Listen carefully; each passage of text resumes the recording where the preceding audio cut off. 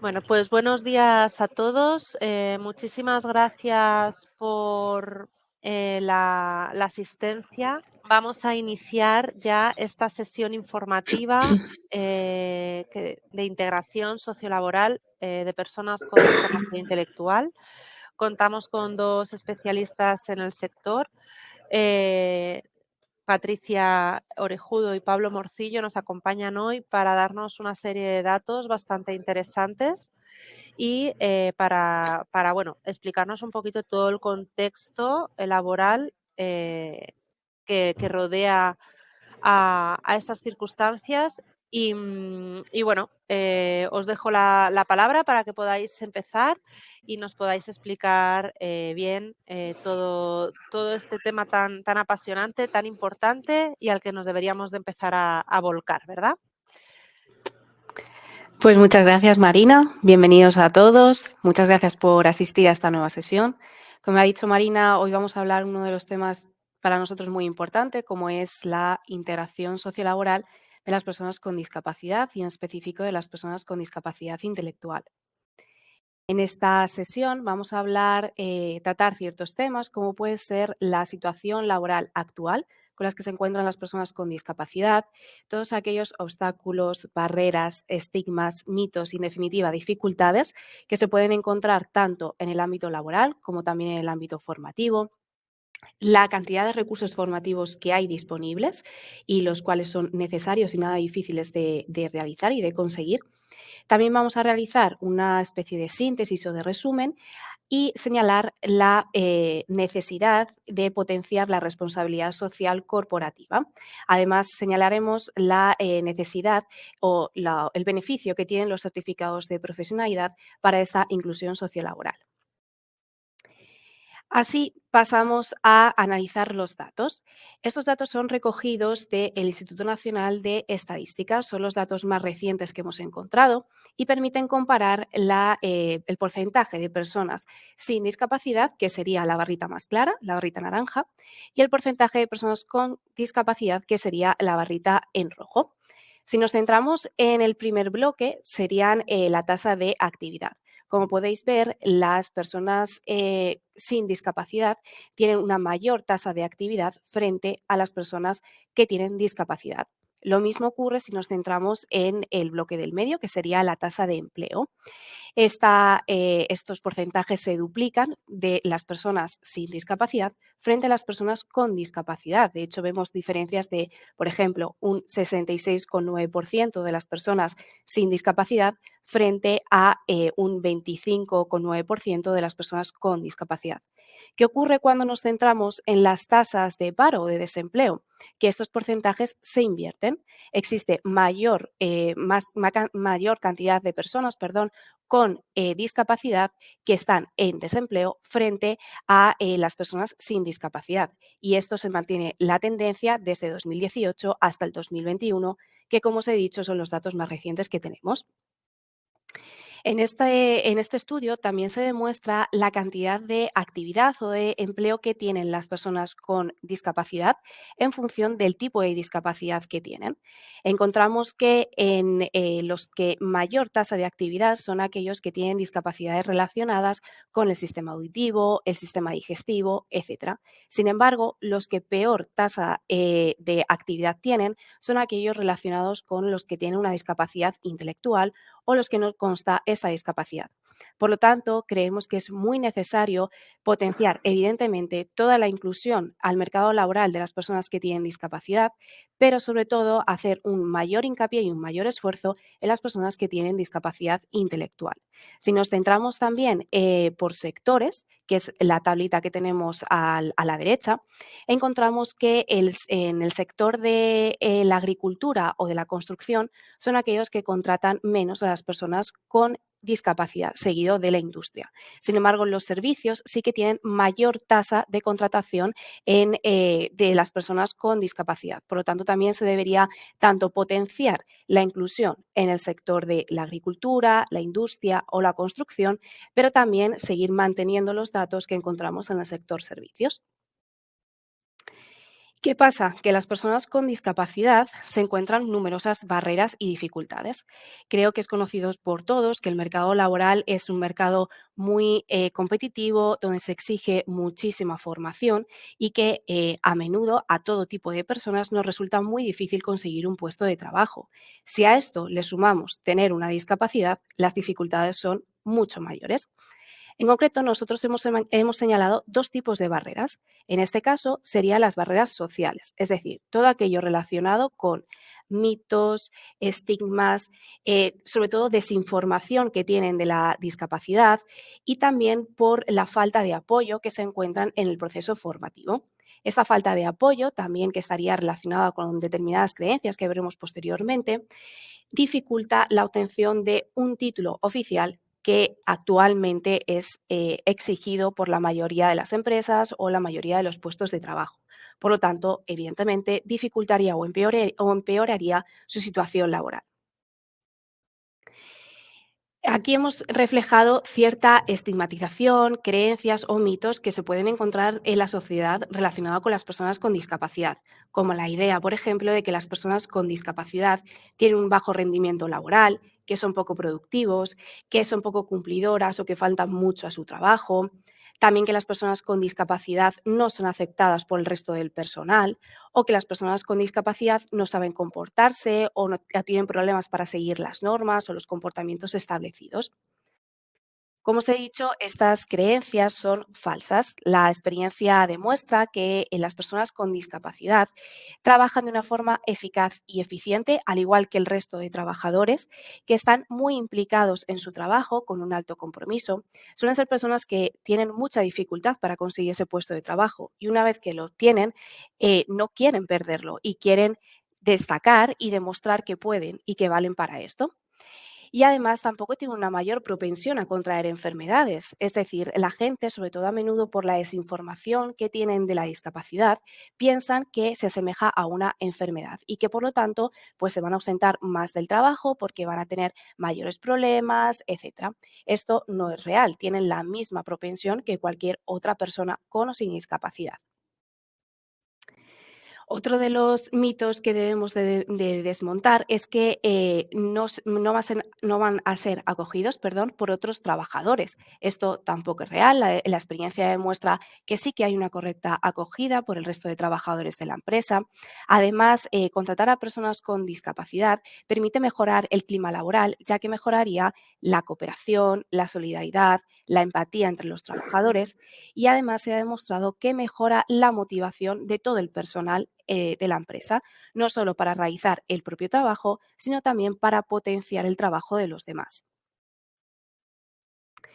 Otra de las barreras que nosotros hemos destacado serían las barreras formativas. Esas barreras formativas se refieren sobre todo a los recursos que no encuentran en el proceso de formación o de aprendizaje. Es decir, estas personas tienen unas determinadas necesidades o características que a menudo no suelen ser cubiertas porque como os he dicho, existe esa creencia errónea que hay una falta de recursos porque se piensa que los recursos, los materiales necesarios, los profesionales que se necesitan son muy difíciles de conseguir, costosos, muy difíciles de utilizar. Esto es erróneo. De hecho, los principios que deben de tener los recursos que utilicemos en un proceso de formación para mejorar las características de los alumnos deben ser aquellos que permitan mejorar el bienestar social y emocional de los alumnos, aquellos que potencien sus talentos y que compensen sus dificultades y aquellos que cubran las necesidades formativas. Como podéis ver, estos recursos no son nada distintos o complicados de conseguir. Son todos los recursos que necesitamos en cualquier tipo de proceso formativo, tanto si son alumnos con como sin discapacidad. Alguno de los ejemplos que podemos poner como recursos formativos que se pueden utilizar a la hora de trabajar con personas con discapacidad serían aquellos que permitan mejorar y crear un ambiente de respeto, de seguridad y de motivación dentro del grupo de formación y también aquellos que permitan potenciar la cohesión y la interacción entre los alumnos y el docente. Esto, vuelvo a reiterar, no es algo distinto a lo que se aplica en cualquier tipo de aula o de proceso formativo. De forma más específica, también podremos utilizar apoyos visuales en las explicaciones. En este caso, os estoy mostrando unos determinados pictogramas. ¿Qué son los pictogramas? Los pictogramas son especie de fotografías o de dibujos que permiten representar tanto acciones, identificar lugares, objetos, etc.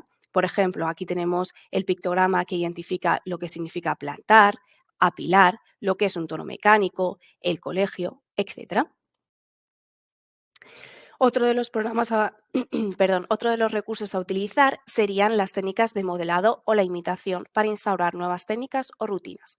¿Qué son las técnicas de modelado o la imitación? Bueno, la imitación es un aprendizaje muy básico que tenemos todos desde los primeros momentos en los que, desde que nacemos, nosotros aprendemos a través de la imitación. Observamos a las personas de nuestro entorno para realizar una determinada conducta.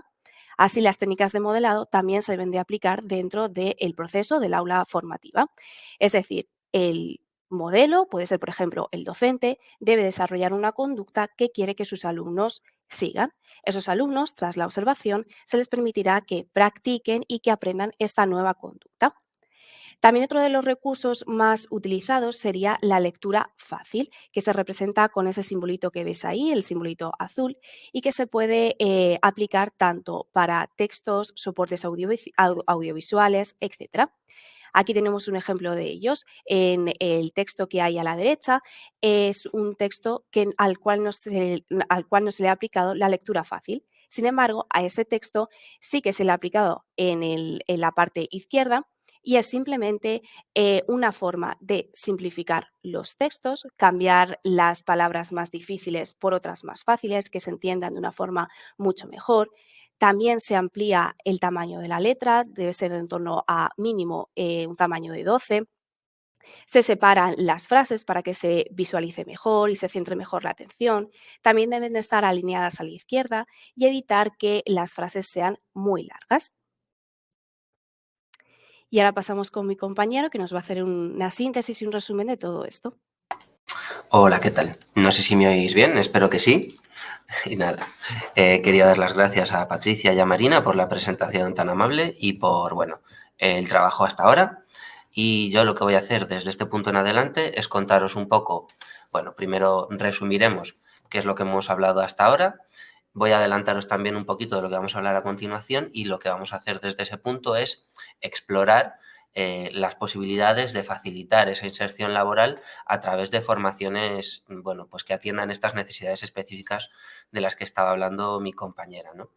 Entonces, bueno, el punto del que partimos es ese, ¿no? En el caso de las personas con discapacidad intelectual se afrontan una serie de barreras que tienen que ver con la comunicación, pero que son esencialmente culturales o relacionadas con el prejuicio, el estigma o sencillamente en muchos casos el desconocimiento, ¿no? La expectativa de que todo sea más difícil, más complicado y también de alguna forma menos interesante de lo que sería pues formar o ofrecer empleo a cualquier otro tipo de a cualquier otro tipo de alumno o cualquier otro tipo de candidato a una selección de trabajo, ¿no? Aquí, bueno, pues están las barreras bien visibles, ¿no? Entonces, ¿qué sucede? Que ayudar a eliminar y reducir esas barreras es parte de lo que se llama la responsabilidad social corporativa, de la que vamos a hablar un poquitito más adelante. No solo esto, sino que además, como estaba comentando antes Patricia, esto ayuda a las empresas, le supone una serie de beneficios de los que se pueden aprovechar y no son solo beneficios que puedan servirle a la empresa, son también beneficios que obtienen los trabajadores de la empresa, ya tengan o no tengan una discapacidad. ¿Qué es lo que se necesita entonces para que estos beneficios lleguen realmente tanto a las empresas como a las personas que están buscando un empleo? Pues un nexo de unión entre estos conocimientos sobre cómo se realiza una formación, cuáles son las características que tiene este grupo social en particular y finalmente la empresa, digamos el vínculo entre el trabajador potencial y una empresa que no conoce las necesidades del trabajador y no conoce las ventajas que puede obtener de su contratación. Vale. Entonces, como os comentaba, lo primero que tenemos que tener en cuenta cuando hablamos de esto es la responsabilidad social corporativa. La responsabilidad social corporativa no es otra cosa que una forma que tienen de plantearse las empresas que consiste en que la labor de una empresa no solo pasa por conseguir unos beneficios, sino que tiene que tener también una función social. Por decirlo de una forma muy sencilla y muy directa, mejorar también el lugar y el entorno donde está la empresa. Aparte de obtener beneficios, pues hacer del entorno que le rodea un lugar mejor. Y eso, bueno, pues evidentemente pasa también por la inclusión y pasa por ofrecer oportunidades a aquellas personas que pueden aprovecharlas, ¿no? Dejando de lado la responsabilidad social corporativa, ¿cuáles son los beneficios que se pueden obtener? Bueno, pues en primer lugar, a largo plazo, la empresa obtiene los beneficios derivados del cumplimiento de sus obligaciones. Es decir, dentro de la legalidad está la obligación de tener contratada y de facilitar el empleo a un porcentaje de la plantilla con discapacidad. Fuera de eso, que es, digamos, la base fundamental, existe también la mejora en la reputación y la credibilidad de una empresa cuando incluye en su plantilla trabajadores, bueno, pues con necesidades especiales, ya sean discapacidad u otras diferentes. ¿Por qué? Precisamente porque la perspectiva que se tiene desde el lado del cliente o desde el lado del público de una empresa, cuando esta empresa demuestra un compromiso que va más allá de lo imprescindible, es muy clara y por lo general ayuda a la empresa a prosperar y también incluso ayuda a que prospere el entorno de la empresa, sus, digamos, asociados, ¿no? Luego, como hemos comentado, pero nunca está de más insistir en este punto, está demostrado que dentro de las empresas donde hay alumnos, digo, trabajadores, perdón, con discapacidad, aumenta el compañerismo y se generan dinámicas de cooperación y colaboración que suelen ser, bueno, pues muy beneficiosas. ¿Por qué sucede esto? Bueno, tiene que ver con, digamos, un entorno laboral donde se le presta una atención determinada a que todos los trabajadores, tengan o no tengan discapacidad, puedan desarrollar sus labores en las mejores condiciones. Y, por supuesto, esta convivencia, este trabajo continuo de optimizar pues, la accesibilidad y facilitar el trabajo a todos, digamos que sensibiliza globalmente al personal de una empresa y, de nuevo, a todo el entorno, ¿no? Vale. Ahora vamos a hablar de cómo se consigue realmente esa unión entre la empresa y el trabajador potencial. Vamos a hablar de la formación, que es el proceso por el que al fin y al cabo pasa cualquier persona antes de iniciarse en el mundo laboral, ¿no? Y en este caso vamos a hablar de una forma muy concreta de formación, que son los certificados de profesionalidad. Los certificados de profesionalidad son una formación oficial que se imparte, digamos, desde varios centros, pero que están diseñados desde el Estado o desde las comunidades autónomas y que lo que hace es organizar las competencias que va a tener la persona que realiza esos certificados. Es decir, se prepara un certificado pensando, en primer lugar, en qué va a trabajar esta persona y cuáles son los conocimientos que hacen falta. Y de cara a que eso se pueda hacer, tiene una parte teórica y una parte de prácticas que se realizan directamente con una empresa, lo cual, bueno, pues luego más adelante veremos que tiene una serie de beneficios. Cada certificado se corresponde con un perfil profesional y nos permite, digamos, obtener eso, una titulación que demuestra que nosotros estamos preparados para 3, 4, 5 puestos muy concretos, muy determinados. No solamente la idea es buena, sino que cuando se han estado estudiando las estadísticas, que sí es verdad que, bueno, de momento se pararon en 2018, se ha comprobado que este tipo de formaciones donde se compatibilizan y se juntan las formaciones teóricas y las horas de prácticas aumentan bastante la inserción laboral de los alumnos que las realizan. En este caso, pues estaríamos hablando en todos los años de en torno a un 60, 70, casi 80%. Vale, entonces, dejando de lado el certificado de profesionalidad en sí, vamos a hablar de cómo se adaptan estos certificados de profesionalidad a las necesidades de los alumnos con discapacidad intelectual. En primer lugar, estos certificados que están dirigidos especialmente a estos alumnos tienen adaptaciones curriculares. ¿Qué quiere decir esto? Las pruebas no están diseñadas de la misma manera que lo estarían si fueran simplemente convocatorias de tipo general.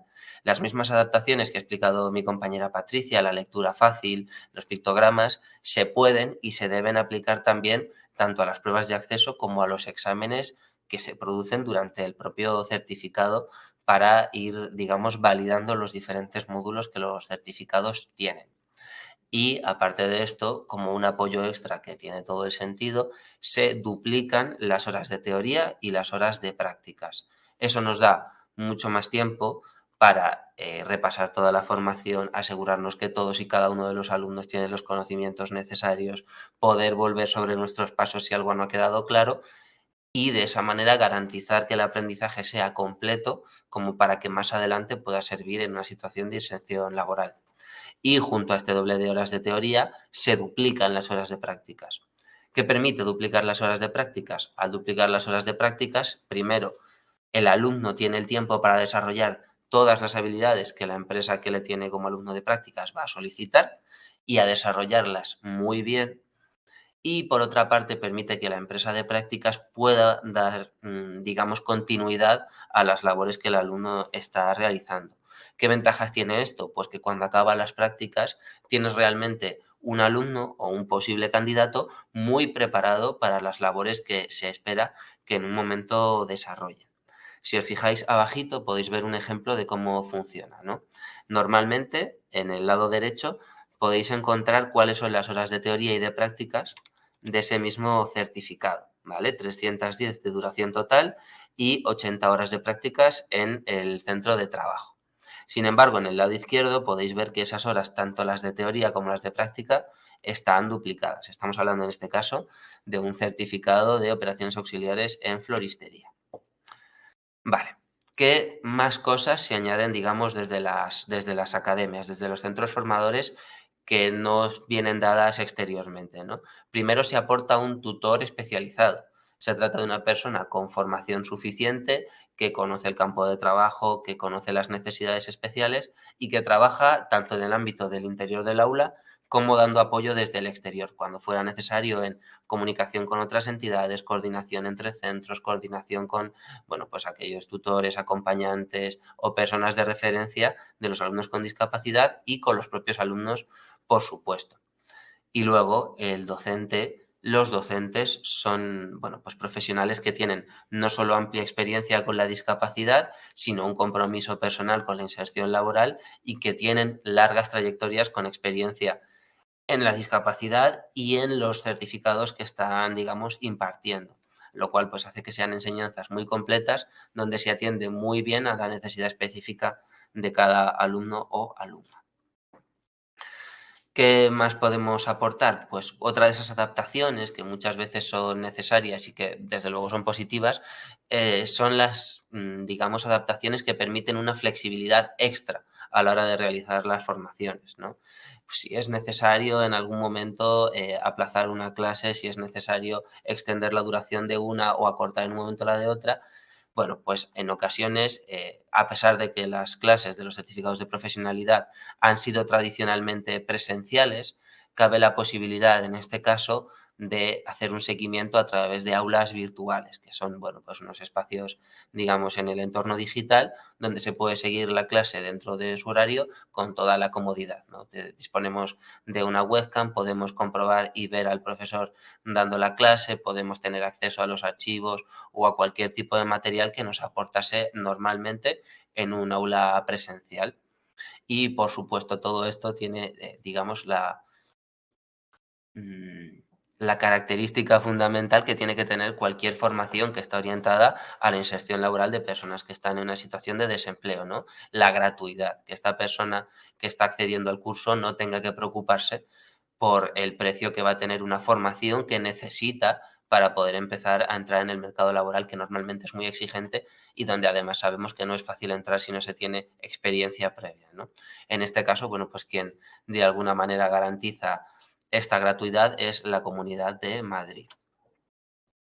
¿Cuál es la oferta formativa que tenemos desde los centros? Tenemos 4 familias profesionales que son, digamos, dentro de la forma en que funciona esto, pues los grandes grupos de tipos de trabajo que existen y que son además las 4 familias profesionales donde normalmente hay más inserción laboral de personas con discapacidad.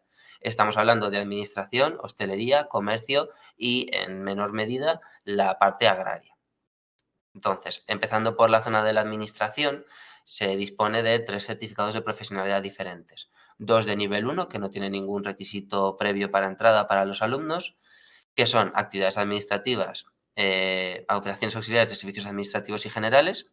Estaríamos hablando, bueno, pues de entrar en contacto con las primeras labores administrativas, conocer el funcionamiento, pues bueno, básico de correos electrónicos, las primeras herramientas ofimáticas, el funcionamiento de un ordenador, aparatos de impresión, este tipo de cosas. Operaciones de grabación y de tratamiento de datos y documentos, que es un certificado de profesionalidad más orientado al uso de ordenadores y a la relación, pues, con diferentes tipos de archivos, cómo se guardan, cómo se almacenan, cómo se transmiten, cómo se modifican. Y por último, de nivel 2, actividades administrativas en la relación con el cliente, que amplía un poco más la información, la formación que obtenemos de los 2 certificados anteriores y que está además centrado en nuestro trato con un cliente de cara al público o de cara a la relación entre una empresa y otra empresa que pueda proveer servicios o que pueda ser cliente. Dentro de la zona de floristería, de la zona, digamos, de formación agraria, está actividades auxiliares de floristería. En actividades auxiliares de floristería hay 2 grandes vertientes. Por un lado, se adquieren los conocimientos básicos del tratamiento de flores, de sus cuidados, de su preparación para su venta al público y de las actividades de venta directamente relacionadas con estos. Y por otra parte, bueno, pues se realiza formación y se obtiene formación sobre cómo funciona el trabajo en una zona de almacenamiento de floristería, en un almacén. Más adelante, bueno, pues tenemos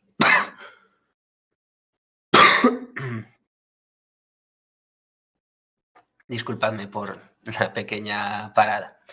Tenemos operaciones básicas de pisos en alojamientos, lo que habitualmente se llamaba, pues, camarero o camarera de pisos, que es una formación que nos permite acceder a los conocimientos más necesarios y, bueno, digamos que los iniciales sobre, pues, el cuidado de un alojamiento, el cuidado de un piso, las necesidades de limpieza en un hotel, en un apartamento, en un espacio, digamos, bueno, pues personal, incluyendo tanto limpieza, organización, ordenamiento de todo el material y de todos de todo el mobiliario que hay en la zona.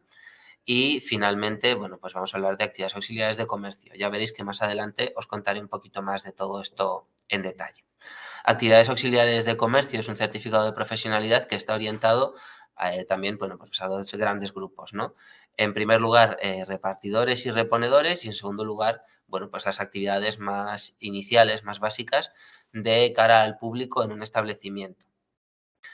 Mira, vamos a echarle un ojito a cada uno de ellos particularmente, ¿vale? Vamos a empezar con actividades administrativas en la relación con el cliente. ¿Por qué?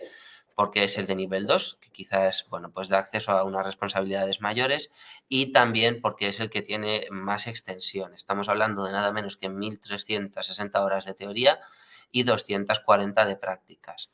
¿Por qué? Porque al fin y al cabo también es el certificado que nos prepara para puestos más demandantes.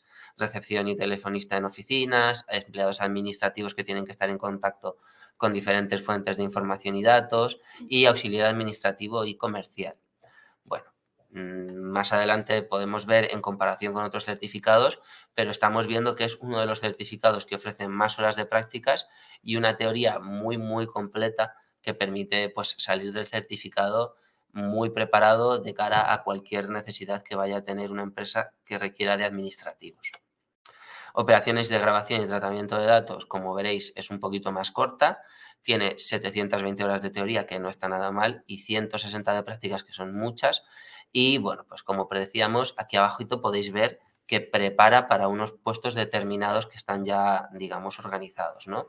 Operador y grabador de datos, auxiliar de oficina y auxiliar de digitalización. Es decir, nos prepara para preparar todos esos documentos que en algún momento son necesarios en cualquier empresa, centro de estudios o, digamos, en cualquier lugar donde haya administración y preparar esos documentos.